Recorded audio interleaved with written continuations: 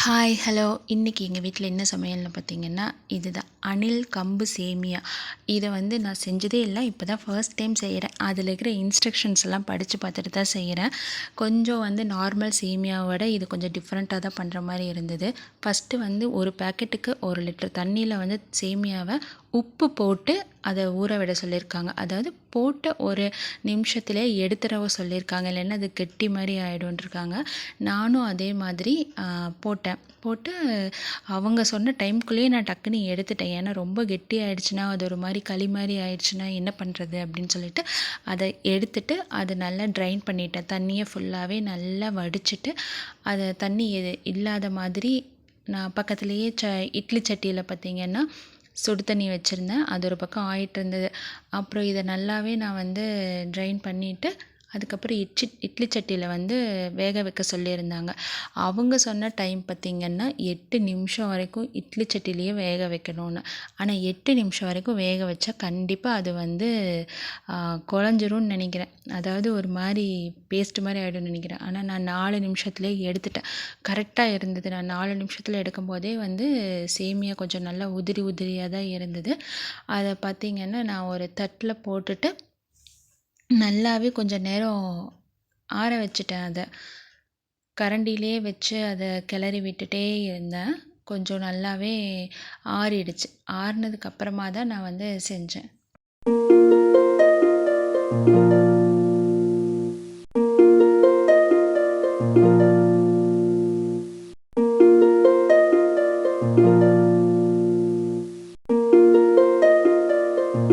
இதில் பார்த்திங்கன்னா உப்பு இருக்காது.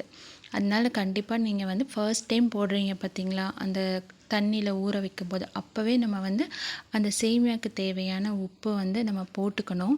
ரொம்ப அதிகமாக போட்டுறாதீங்க.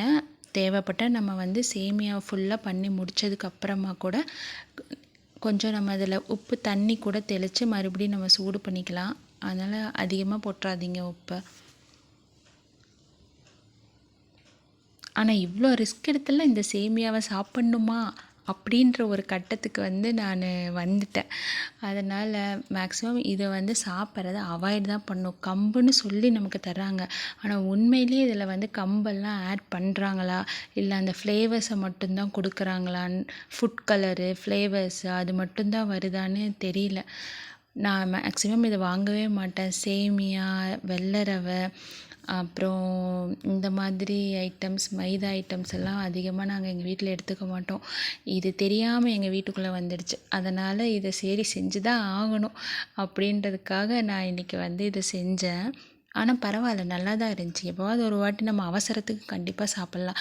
திடீர்னு கிளம்புறோம், எங்காவது டக்குன்னு கிளம்புறோம் அப்படின்னு சொன்னால் இது கண்டிப்பாக செய்ய முடியாது. நம்ம சாதாரண சேமியா, உப்புமாலாம் டக்குன்னு செஞ்சிடலாம். இது கொஞ்சம் ப்ராசஸ் அதிகம்தான். அதுக்கு கொஞ்சம் மெதுவாக தான் இதெல்லாம் பண்ண முடியும்.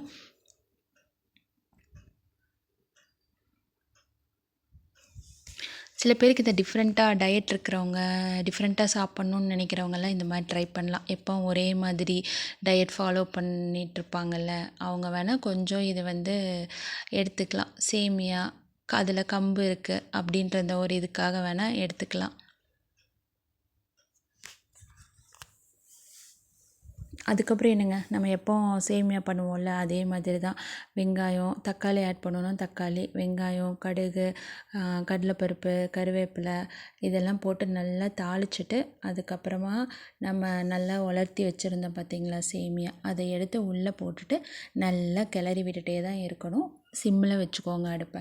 நல்லா கிளறி விட்டுட்டே இருங்க. உப்பு பத்தலை, இந்த சமயத்தில் உப்பு பத்தலைன்னா ஒரு ஹாட் வாட்டர் ஒரு 1/4 கிளாஸ் எடுத்துகிட்டு அதில் சால்ட் தேவையான அளவுக்கு எடுத்துகிட்டு இந்த சேமியாவுக்கு மேலே அப்படியே தெளித்து விட்டுட்டிங்கன்னாவே கொஞ்சம் நேரம் அது சூடாகும்போது உங்களுக்கு உப்பு பத்தலைன்னா உப்பு இதில் ஆட் ஆகிக்கும்.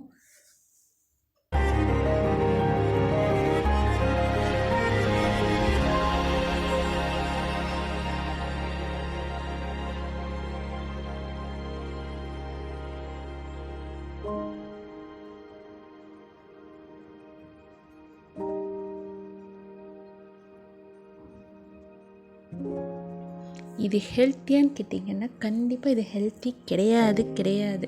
அதனால் நம்ம சும்மா ஒரு ஸ்நாக்ஸ் சாப்பிட்ற டைம் அந்த மாதிரி டைமில் வந்து இது நம்ம செஞ்சு சாப்பிட்டுக்கலாம். அவ்வளோதான். மைதாவை மேக்ஸிமம் நம்ம வந்து அவாய்ட் பண்ணி தான் ஆகணும்.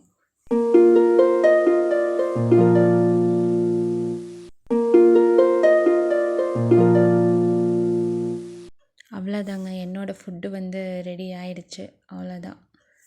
சரிங்க, இனி நெக்ஸ்ட்டு வீடியோவில் வந்து நான் இன்னும் இன்ட்ரெஸ்டிங்காக நிறைய வ்ளாக்ஸு, அப்புறம் என்னோடய குக்கிங், எங்கள் ட்ராவல் வீடியோ எல்லாமே அப்லோட் பண்ணுறேன். தேங்க்ஸ் ஃபார் வாட்சிங்.